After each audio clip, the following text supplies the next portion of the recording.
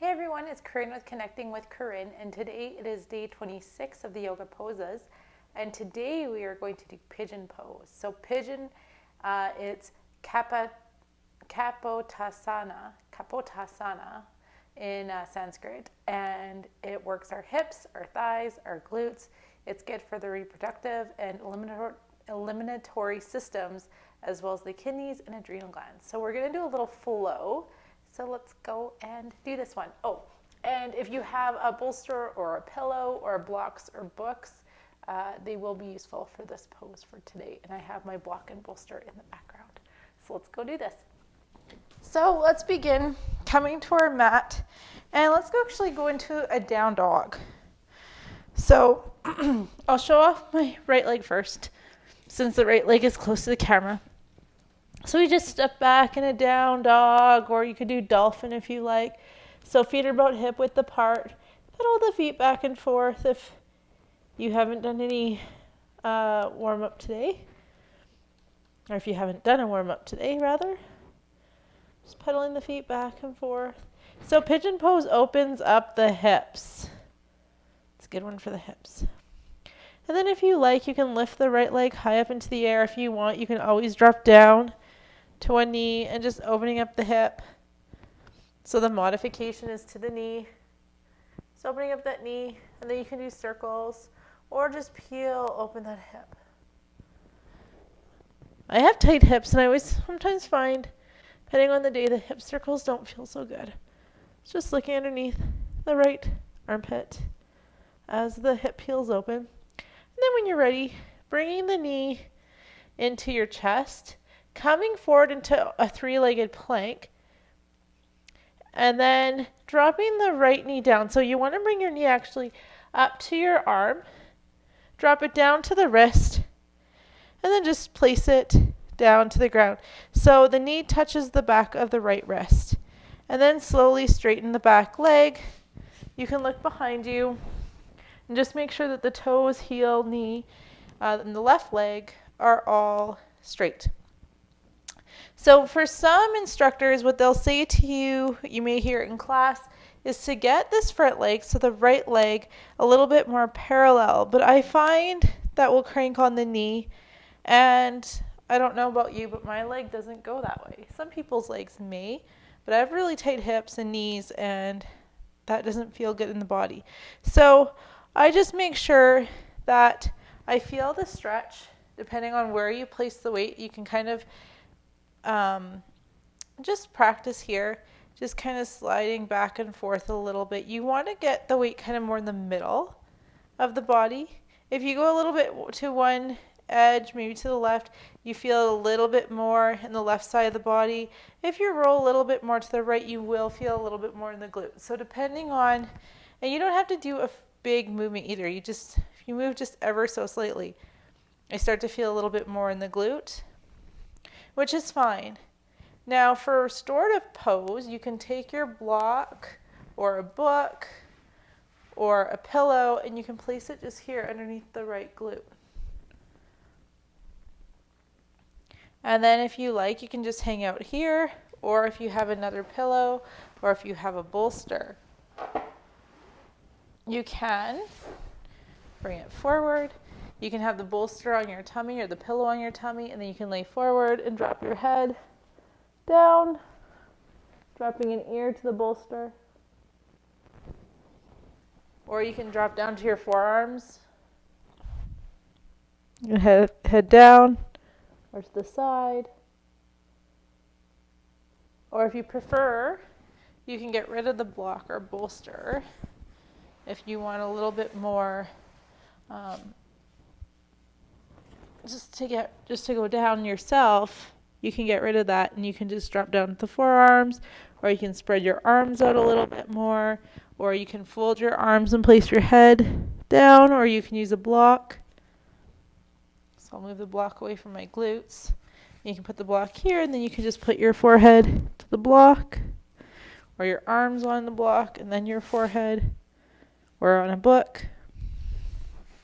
So where we're feeling the stretch, It's in the right glute. So you'll feel a nice broad stretching sensation from the glute down towards the outer thigh. Maybe you'll feel it on the inner thigh of the right leg. You might also feel a little bit in the left leg, depending on where you're tight today. Where you don't want to feel is right in the knee. So if you're feeling it in the knee, please come out. And you want to feel these broad stretching sensations. And you want to be able to breathe through this. So if you're holding your breath and saying, ouch, this hurts, and it's hard to breathe, please come out as well. That's not the goal of the pose. The goal is to feel these broad stretching sensations. And if you have a supported pose, so if you have the block underneath your glute or a big book underneath your glute, and then you're on the bolster, you can hang out here for anywhere from 3 to 5 minutes if you like. And then see if you can just relax and release any of the tension in the body as you go a little bit deeper. And then when you're ready to come out, there's a few ways to come out. You can come back up to the hands, removing any block and bolsters that are in your way. And then some people may roll to the right side to get out, and then you can kind of roll to the right side and then swing your legs around. Or if you want to go back into a flow, curl the back toes, lift the back knee, pushing into the palms of the hands. Then you come up into a 3-legged plank and you just step back, pedaling the feet back and forth. And I'll turn around so you can see the other side. With the block and bolster. So again, stepping into down dog, or you can go into a tabletop pose if that feels better. Lifting the left leg high up into the air. Looking underneath your armpit. If you want, you can do circles with your knee and your hip. Or you can just peel open that left leg. Looking underneath the armpit of the left arm. And then when you're ready, bringing the knee into the chest first. So it's almost like a plank pose. Bringing that chest forward with the knee. And then you can touch the knee to the arm. Drag it down towards the wrist. And once it touches the wrist, you can drop it down to the mat. Dropping the right foot down. So the top of the foot is touching the mat. And looking behind you. Making sure you can see your toes, heels, ankles all in one line. Now one side might be a little tighter than the other, so just be mindful of that as you go into this pose. So option 1, this could be your pose. Option 2, you can take a block, place it underneath the left glute this time, just for support, just to help you if that feels good. Or you don't even have to have it if you don't want to. And then when you're ready, you can start to either walk the hands down or drop down to the forearms or be on a pillow, whatever feels good for you. So you can drop down to the forearms. You can place your head down to the mat. Just hanging out. Again, feeling the broad stretching sensation. So in this leg, I don't feel it as much as in the left glute. I still feel it, but it's not as intense as I did in the right side. Where I start to feel a little bit more is on the inner thigh of my left leg. And more kind of in the top of my quad here. So I don't feel it in the knee, but where I feel is kind of this pulling sensation just above the knee. So in these kind of like this muscle on the quad, but it's just kind of pulling up. So that's where I feel it. In my right side, I felt it a lot in this glute area. So right in here, I felt it. So in this leg, I feel it more here, in the front part, and more in the inner thigh. And again, you might feel it elsewhere. You might feel it differently. You may feel it more in the leg that's spread out, so the back leg. So in this case, the right leg. And there might be places where you feel it where I don't talk about. So it could be maybe even in the shin. If you've got tight muscles in the shin and calf, you might feel it there.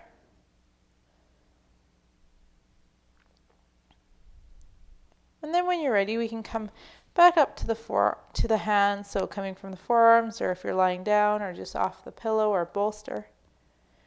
And then I'll just quickly show you King Pigeon. So King Pigeon, what you want to do is bend the back leg. So with this one, what we want to avoid is being right on the kneecap. We actually want to be on the muscle that's just above the knee. So kind of just on the quad, just above the knee. So you just bend that knee so the knee joint is not pushing right onto the mat. You're actually going a little bit forward.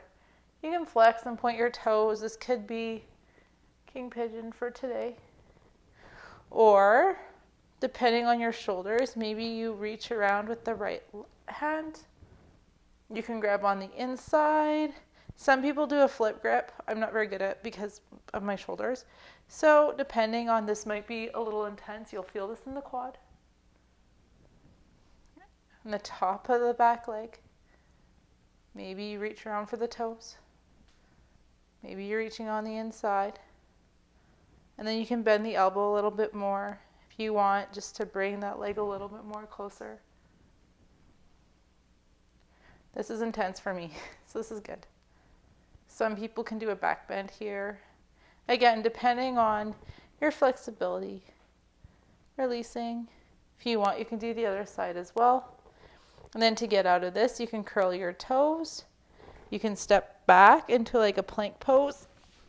And then down dog, or from here you can just roll to one side. Just swing the legs around, shake it out. And that is pigeon for today. So I hope you guys enjoyed this pose. It's one of my favorites, and I will see you guys tomorrow. Bye.